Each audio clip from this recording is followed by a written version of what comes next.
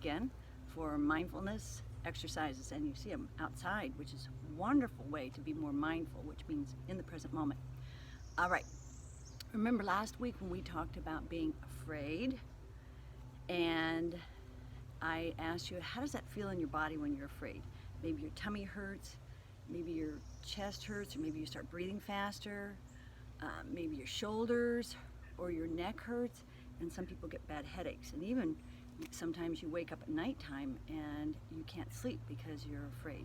So whatever you're thinking creates your feelings, and your feelings then create your body effects. So what we're going to do today is, first, we call all those negative emotions that don't make us feel good, they are definitely what's called negative or not helpful emotions at all. And then we're going to replace those with positive and some happy emotions. So first get rid of the negative, and then I'll give you some positive. So stay tuned. I'm going to take you out to a tree and teach you, I believe, 8 or 9 signs. All right, I'll be right back. Okay, here I am again.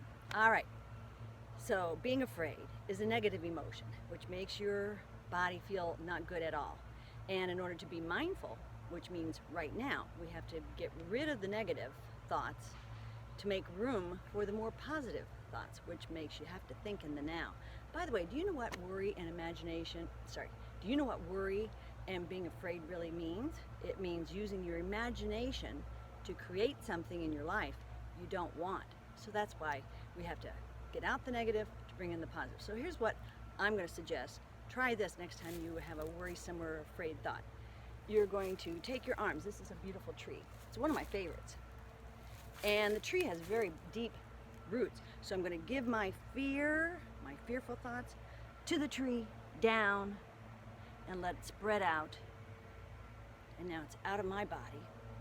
And then I'm going to bring in all that I can be and create to make myself feel happy.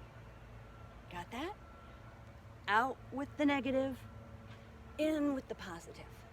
All right, now for some signs. I'm going to give you some other ways to get out some negative emotions, whatever they are. And negative emotions are feelings that you have in your heart area that affects your whole body that don't feel good.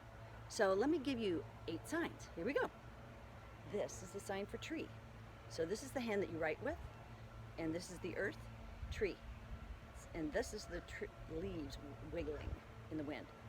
Next, another way of getting out the negative emotions is breathing. This is breathing. See how my body goes out and back in? Breathing. And you can always breathe, always, to make yourself feel better. Next is, again, the hand that you write with. These are your 2 legs. You can dance. And I've noticed that you've been having a lot of dancing on the videos. That's a great way to get some negative emotions out. Next is running or walking. Either one is fantastic, and I'll tell you why in just a minute. Next is writing. You're taking your thumb and your index as if you're holding a pen, and you're going to write on your other hand. That's writing. We call that journaling, maybe, writing out all your negative feelings that you're having, or sad or mad. Or next is, or you can color. Some of you really like to color. I do too. It calms your whole body down. Next, this is a paintbrush. Your little finger's your paintbrush. You can also draw. Some of you are very, very good artists. I've seen some of your drawings. Draw. And you can talk. These are your words coming out of your mouth. Talk to someone that you know will trust, that you can trust to talk with, to get out all your negative thoughts, to make room for the positive. Now, let me do it one more time. Tree. Breathing. Dancing. Running. Walking. Walking is an extra one. Writing. Coloring. Drawing. And talking.